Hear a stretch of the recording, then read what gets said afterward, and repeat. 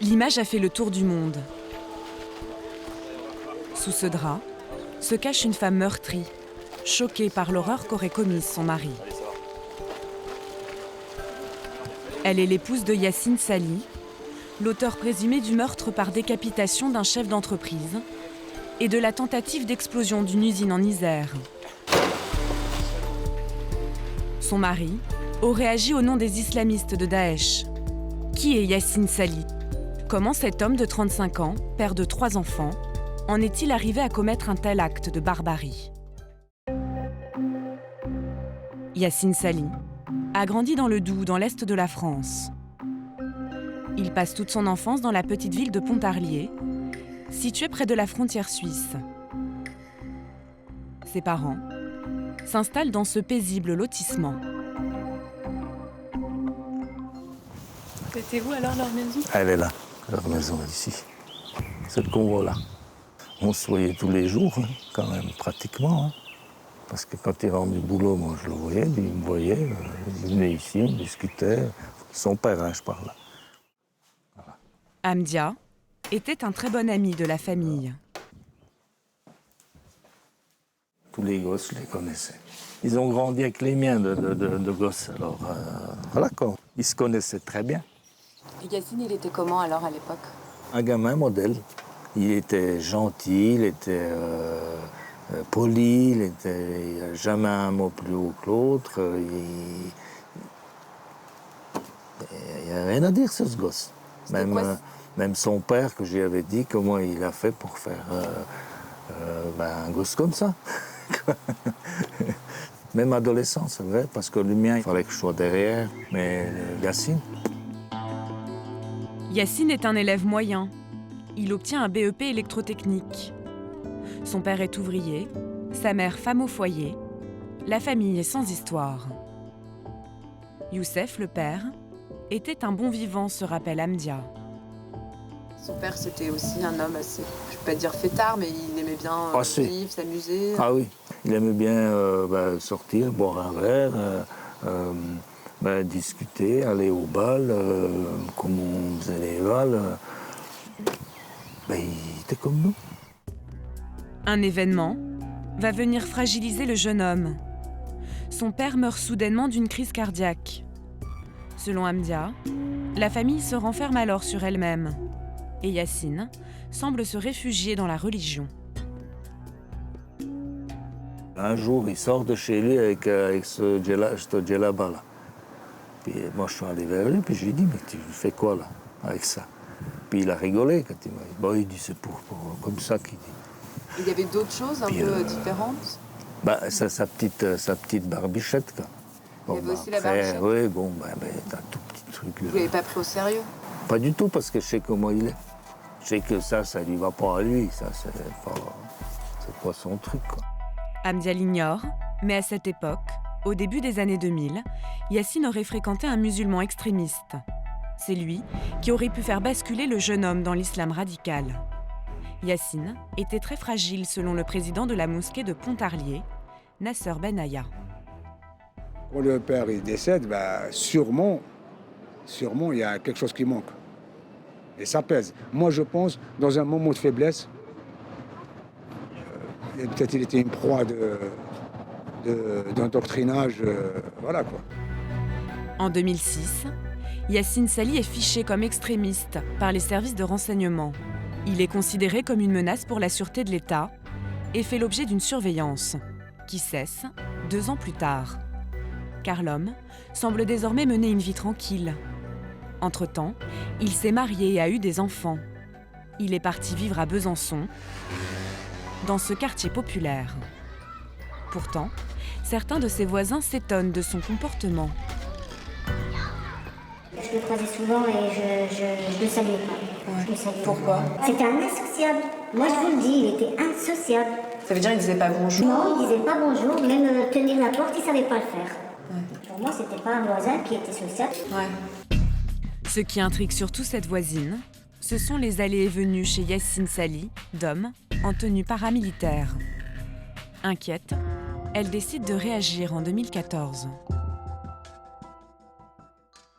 C'est moi qui ai alerté la gendarmerie. Et parce que vous aviez peur? Ah, et ça fait 1 an qu'ils ont rien fait. Qu'est-ce que vous voulez que je vous dise? Mais c'est grave. Mais bien sûr que c'est grave. Mais bien sûr que c'est grave. J'ai averti la gendarmerie, ils ont averti l'inspecteur P. Besançon. Il s'est passé quoi? Rien. Et la preuve? Ça sert à quoi leur dire des choses? Est-ce la peur d'être repéré? Toujours est-il que Yacine déménage brusquement à Saint-Priest et change d'apparence physique. Il perd 30 kilos et ne porte plus de djellaba. Le couple et leurs 3 enfants s'installent dans un 2 pièces de ce quartier HLM. Dans cette cité populaire, où tout le monde se connaît, personne ne fréquente la famille Sali. Les nouveaux venus se montrent discrets. De sa fenêtre, Ahmed découvre une petite famille modèle. Avec ses enfants, Yacine a l'air de se comporter comme un papa poule et avec sa femme comme un gentleman. Il jouait avec ses gosses juste là derrière, là. Il y a un petit terrain là de foot. Enfin, il jouait avec ses gosses au foot, tout ça. Il sortait ses gosses faire le vélo. Et lui, il était là, il est en train de les surveiller. Voilà, tranquille, ce mec-là. Et quand il fait les courses et tout ça, c'est lui qui prend les sacs, même pas la femme. C'est lui, tout ça. Il laisse pas sa femme prendre des... Moi, j'observe ça, moi. Je suis observateur déjà. Hein? Quand un homme il prend les sacs, il laisse pas sa femme, c'est quelque chose de bien déjà. C'est quelque chose de respect, tout ça.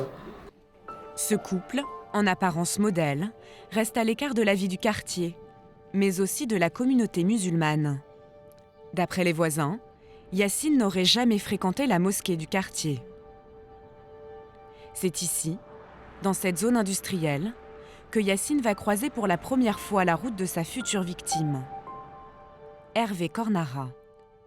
Ce chef d'entreprise lui offre un travail de chauffeur-livreur. Yacine a pour mission de transporter des bonbonnes de gaz.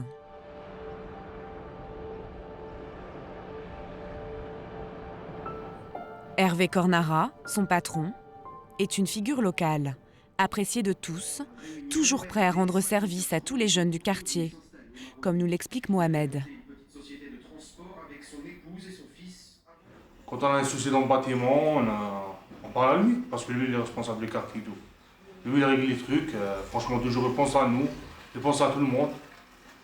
Il parle avec, quand il descend en bas, il parle avec les jeunes, il discute avec les jeunes, un homme sympa, un homme bien.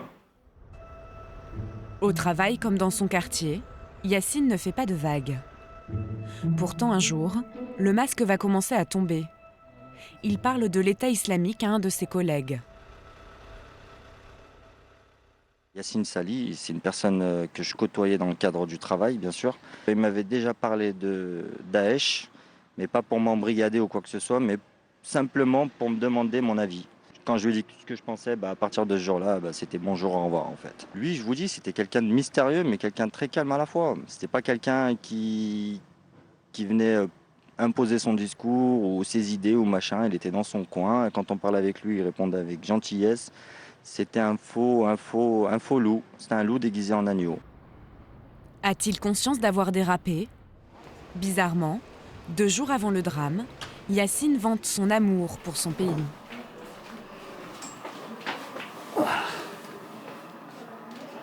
Il a parlé du bien de la France.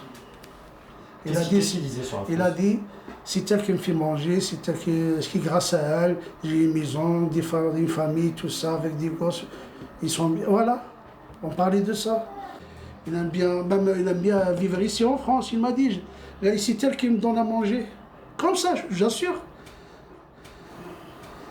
Il m'a dit, si c'est pas la France qui me donne à manger, moi je vais aller au bled, je vais pas manger comme ici, m'habiller comme ici, faire le social et tout ça. Cette France que Yacine prétend aimer est pourtant sur le point de basculer dans l'horreur. Il est 7h du matin quand il quitte le domicile familial. Au volant de sa camionnette, il entre comme chaque jour dans la zone industrielle de Saint-Quentin-Fallavier. Il est 9h28 exactement quand Yacine franchit le portail électronique de la société Air Product. 7 minutes plus tard, il précipite son véhicule vers un hangar rempli de bonbonnes de gaz. À 300 mètres de là, un employé d'une société voisine, Valérian, entend une forte détonation. J'ai entendu quelque chose comme si, un gros boom, mais comme si ça tombait quoi en fait. Les fenêtres ouvertes, j'ai entendu, mais ici ils ont plus entendu, ils ont vu un truc, une fumée se monter. Du coup, nos chefs ont fermé toutes les portes, on était enfermés à l'intérieur, plus le droit de sortir.